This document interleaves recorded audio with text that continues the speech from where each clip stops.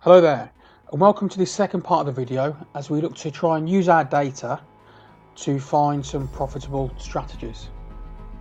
Okay, and the main way you use this sort of data is by a cluster analysis approach. So can you cluster certain games in certain with certain parameters, and do they produce profitable strategies? Are they profitable if you bet them bets?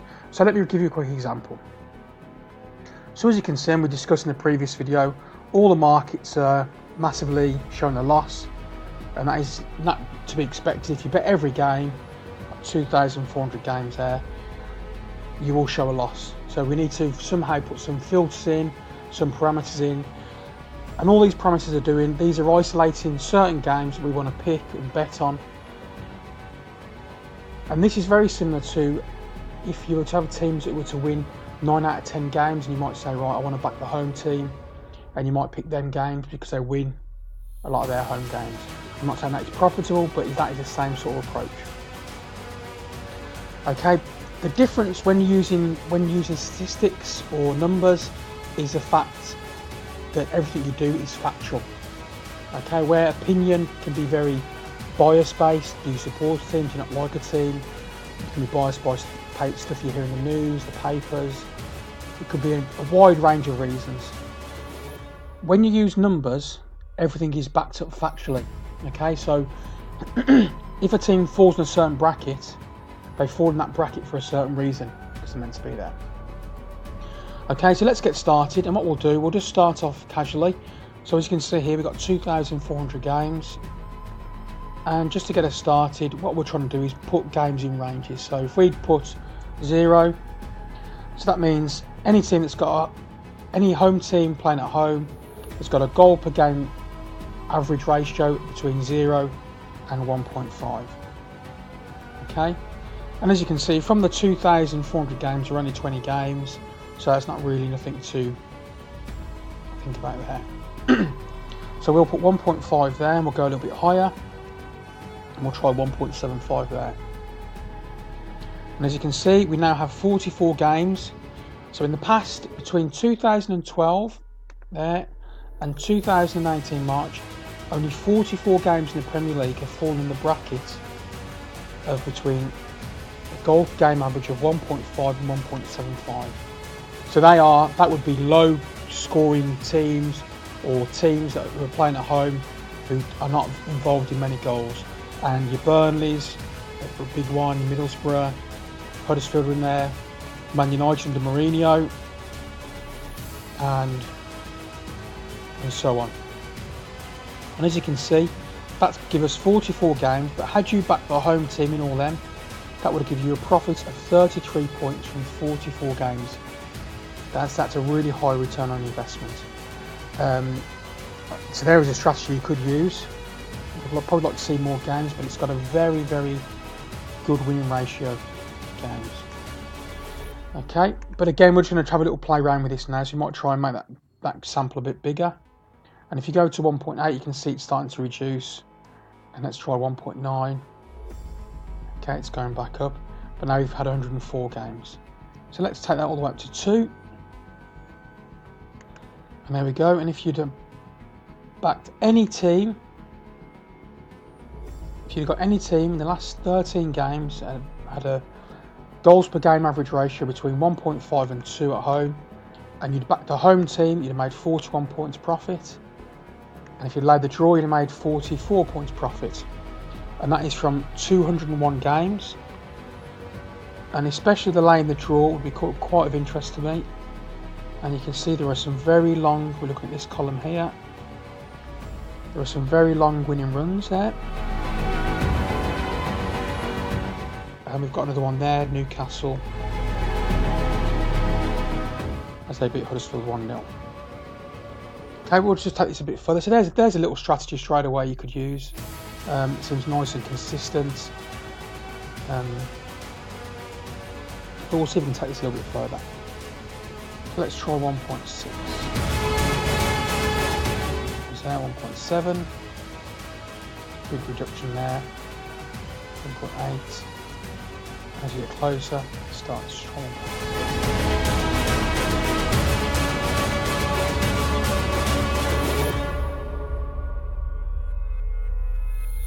can see there, if we leave that between 1 and 2, that gives us 213 games. You can see there. Had you back the home team, a profit of 47 points. Played the draw, a profit of 42 points. Okay, and these are factually teams that fall within that range.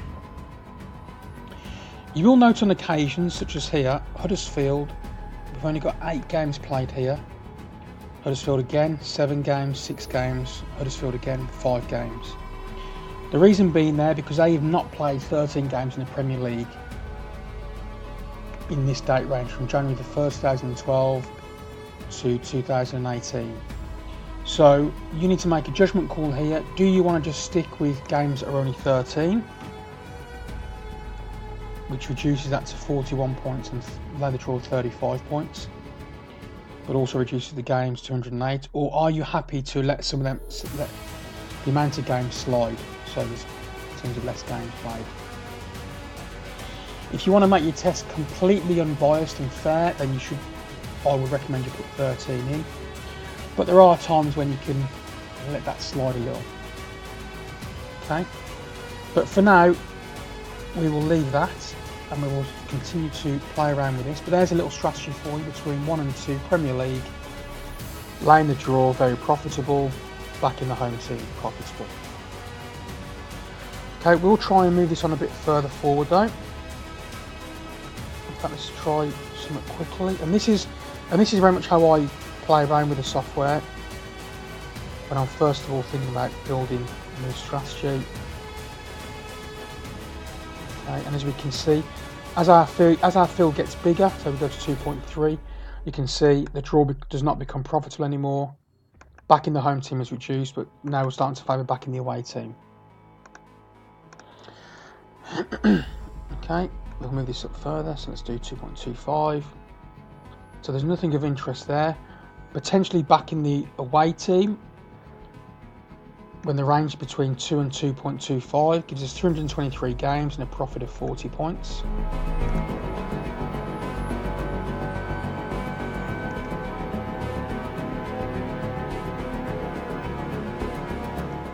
Nothing there.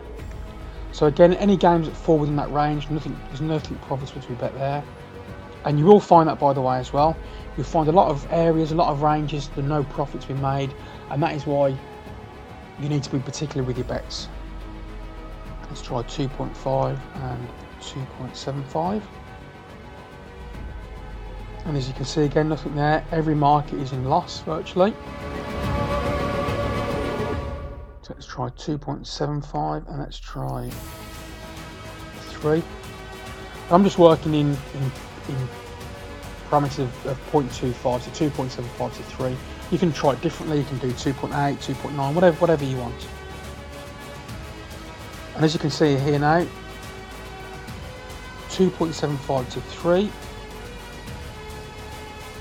It's 52 points there and 20 points there. And that's from 542 games. So now I want to see, so we've got something working there. Now let's just see if we need to bet within a certain odd range to make it more profitable. So I always like to start with greater than or equals to 2, which is a nice round point to start with. And that's 38 points profit there, 30 points allowing the away team, and nothing really for the draw, but the games have been reduced. So let's try and reduce a bit further. Let's try 1.8. The lay the draw's gone up. Laying the away team has gone down slightly, and back in the home team has gone down slightly, but so has the number of games. So let's try 1.6. Okay, laying the draw's gone up.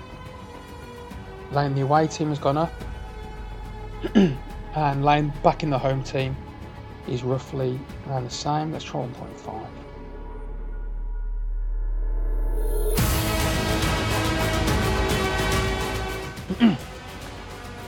Okay, as you can see here, 1.5. Let's just try 1.4 as well. Let's see how that affects it.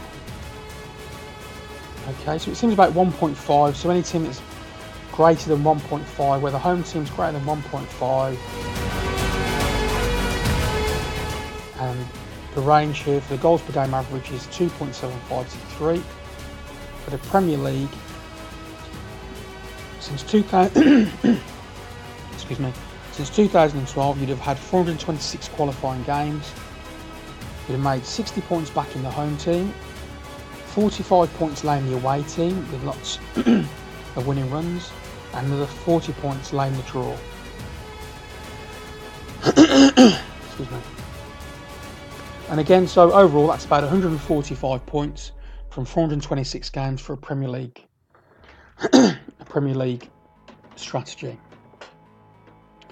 Now, assuming that I'm happy with that, and I'm not saying that you necessarily would be happy with that, you might want to adjust that or change that further. I'm just here just to try and show you the process of how we've found a strategy to back the home team, lay the away team, back the home team there, lay the away team and lay the draw.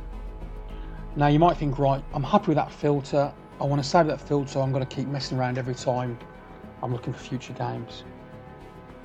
So all you'd do, you'd click on save filter there, and we might call it the EPL 1, that's example 1, you may call it filter 01. In fact, one thing you should do first, is you need to cancel that. Now what you need to do is you need to remember that the match odds to back need to be 1.5 or greater, but do not put that in the filter. So what you need to do there is remove that by pressing delete. Okay, and now we go to save filters, because the only filters we want to save are these ones here. We want to remember the match odds filters but not save them, and I'll explain why later. So we go to save filter, and what I'll do, I'll put a little note in there, match home team should be trading at 1.5 or greater, close bracket, and we save it there. And you'll see now that a new tab has popped up, a new area has popped up, and we can click on that there now. Okay, but we can see in our thing that home team should be traded. That's like our little note here. So what we need to do is every time we go in, is put in greater than or equals 1.5, and that gives us our thing there.